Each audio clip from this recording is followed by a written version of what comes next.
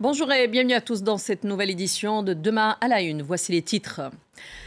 Le chef de la diplomatie américaine est attendu ce week-end à Pékin. La visite d'Antony Blinken fait suite à plusieurs autres rencontres entre les responsables sino-américains dans un contexte de tension entre les deux pays.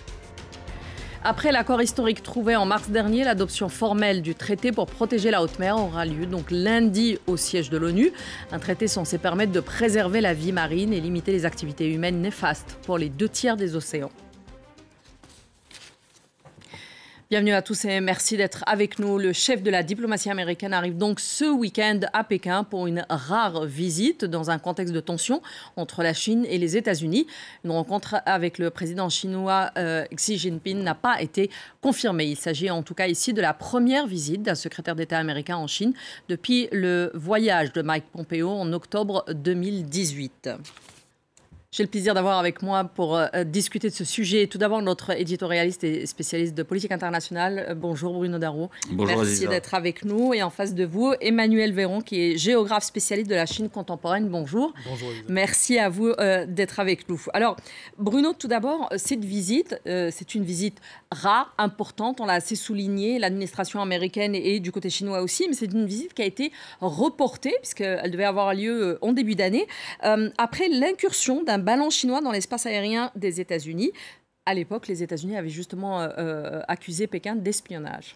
Oui, là, on est dans une forme de guerre informationnelle de part et d'autre entre deux puissances qui sont en compétition à la fois commerciale, politique et diplomatique, y compris d'ailleurs pour le leadership mondial. Donc, c'est des relations très tendues. Les États-Unis ont effectivement prétendu que ce ballon était un moyen pour les Chinois d'espionner les États-Unis. Et les Chinois ont expliqué que c'était un aéronef purement météorologique et qu'ils ne comprenaient pas l'hystérie, en quelque sorte, avec laquelle les États-Unis ont réagi. Mais ça a été un peu l'épisode le plus marquant ces dernières semaines.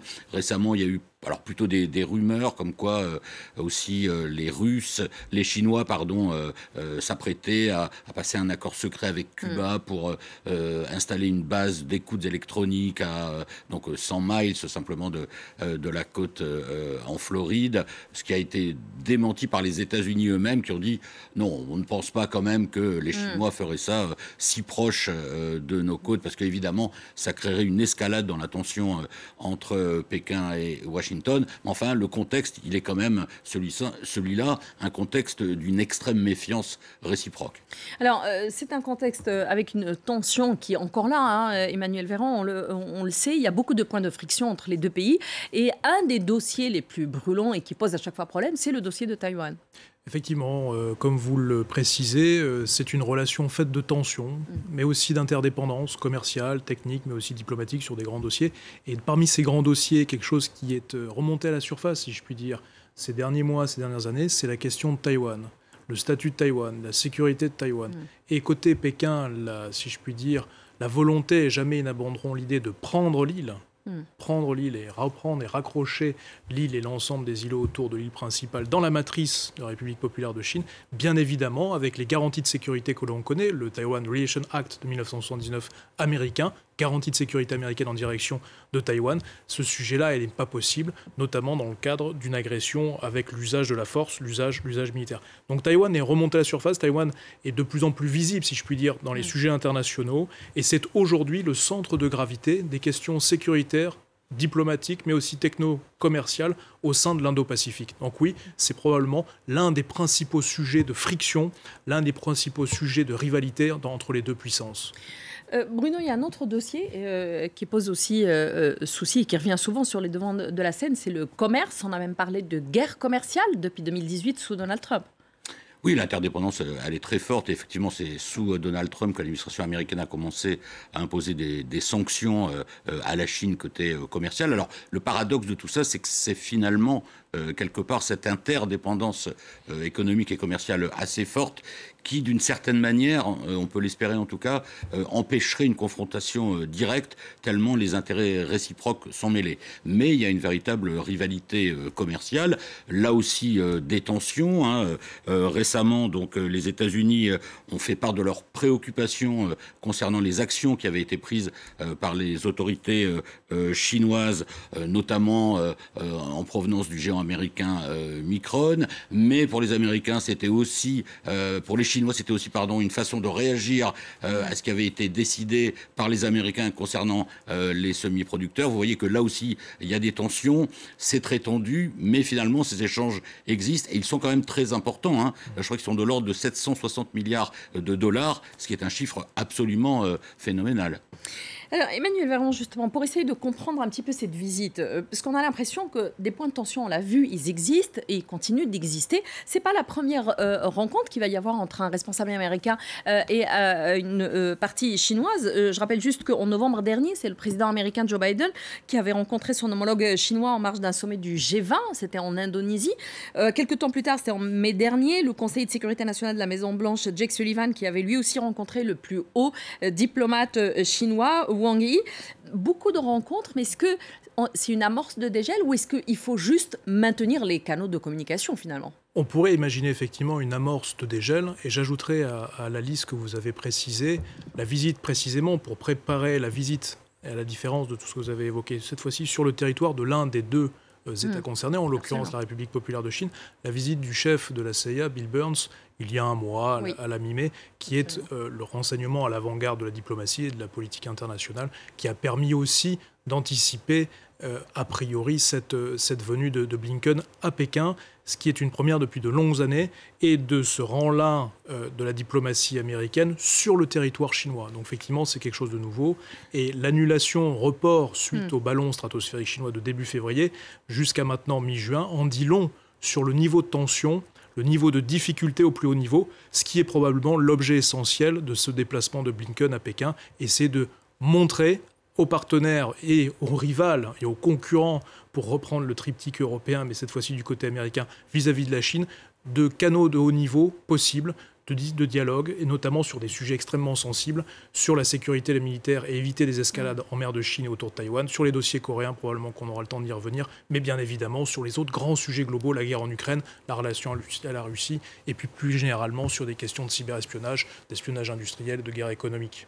Donc ça, c'est justement, parlons-en, parce que tout ça, c'est des dossiers qui restent assez sensibles et qui compliquent de toutes les manières un petit peu la tâche à tous ceux qui essaient de travailler un petit peu en arrière-plan pour faciliter la communication entre les deux pays. Ouais, plus on avance dans le temps, la relation sino-américaine n'est plus celle du premier ni du deuxième mandat de Obama. Effectivement, l'ensemble du spectre est problématique. Côté Pékin, côté Washington, l'ensemble du spectre. Que ce soit des questions techniques, commerciales, d'innovation, sciences et recherche, technologique, innovation, les programmes spatiaux, que ce soit la gestion des grands dossiers sur le droit international. On évoquait rapidement le droit de la mer et le statut de la haute mer. L'ensemble du spectre des relations internationales fait des points de blocage, voire beaucoup plus, entre ces deux grandes puissances. Ce qui montre quoi ? Ce qui montre qu'on souhaite dialoguer, mais en même temps, on a véritablement en interne de grandes difficultés à essayer d'avancer pour penser une possible cogestion, ou en tout cas gérer l'autre. Et ça, c'est assez inédit dans l'histoire des relations internationales. Ça n'a rien à voir fondamentalement avec ce que l'on a pu connaître durant la guerre froide. On est sur une nouvelle page, une nouvelle grammaire des relations internationales dans cet affrontement sino-américain. Alors, en parlant de guerre, justement, Bruno, il y a aussi la guerre en Ukraine qui continue, bien évidemment. Washington qui suit de très près tout apport, tout soutien que pourrait apporter Pékin à la Russie. Est-ce que c'est aussi pour cela qu'il est important de maintenir en tout cas un minimum de communication avec Pékin ? Ah oui, sur ce dossier, j'allais dire peut-être plus que d'autres, non pas plus que d'autres, mais enfin, en tout cas sur ce dossier-là, il est très important que les canaux de communication soient maintenus, ce qui n'empêche pas là aussi des épisodes de crispation et de tension, comme quand les Américains, en fait, ont quasiment accusé la Chine de fournir des armes à la Russie dans sa guerre contre l'Ukraine. Mais là aussi, paradoxalement, pour revenir un peu sur cette nouvelle grammaire, effectivement, les États-Unis savent qu'ils ont besoin quand même de la Chine, alors non pas tellement dans un objectif de médiation, mais plus dans le fait que Pékin ne veut absolument pas qu'il y ait une utilisation de l'arme nucléaire, et c'est sans doute le seul État qui peut faire véritablement pression sur Vladimir Poutine pour qu'il ne recourt pas à cette arme nucléaire, et ça les Américains le savent, donc ne serait-ce que de ce point de vue, ils doivent absolument maintenir un lien avec la Chine. Quant à la Chine, même si elle développe évidemment et notamment à l'occasion de cette guerre en Ukraine, un narratif anti-occidental qui lui permet évidemment d'apparaître un peu comme le leader de cet ordre mondial alternatif à l'ordre occidental. Elle sait aussi qu'elle ne peut pas se couper de relations avec les États-Unis, y compris sur le dossier ukrainien. En fait. Alors justement, juste un petit point sur cette guerre en Ukraine. Est-ce qu'elle n'a pas quelque part rebattu les cartes de la géopolitique internationale? Est-ce qu'on le voit aujourd'hui, par exemple, avec le monde arabe vis-à-vis des États-Unis, le poids de la France, de l'Europe de manière générale, et puis surtout ce rôle auquel on n'est pas habitué de la Chine? Moi, j'y vois au moins deux sujets, deux ou trois, mais au moins deux sur l'offensive russe en Ukraine. Premier sujet, c'est que c'est une accélération de tendance internationale, du système international, que ce soit côté américain, que ce soit européen, ou russe, ou chinois, qui viennent ici se confirmer. C'est une accélération de tendance qui précédait la guerre. Le deuxième sujet, c'est que ça a initié, réveillé éventuellement des initiatives, voire, si je puis dire, encouragé notamment des grands États puissances type la Chine à accélérer là aussi leur agenda, notamment au Moyen-Orient, notamment vis-à-vis de la Russie, mais à son avantage, à l'avantage de la Chine, et effectivement de voir que l'Europe n'était peut-être pas là où on l'attendait, notamment dans le cadre de la structuration Union européenne, mais aussi du cadre de la structuration en Occident avec l'OTAN. Donc la guerre en Ukraine, probablement, fait ici accélérer un certain nombre de tendances des relations internationales qui précèdent même l'offensive de février 22. Merci beaucoup, Merci. Emmanuel Véran. Donc, je rappelle que vous êtes géographe spécialiste de la Chine contemporaine et aussi co-auteur avec Emmanuel Linco de La Chine face au monde, une puissance résistible des éditions Caput-Muscat qui est sortie en 2021. Merci. Merci beaucoup, Bruno, d'avoir été avec nous. Merci à vous tous de nous avoir suivis. Vous restez avec nous. On revient juste après le bulletin d'information pour la deuxième partie de Demain à la Une. À tout de suite.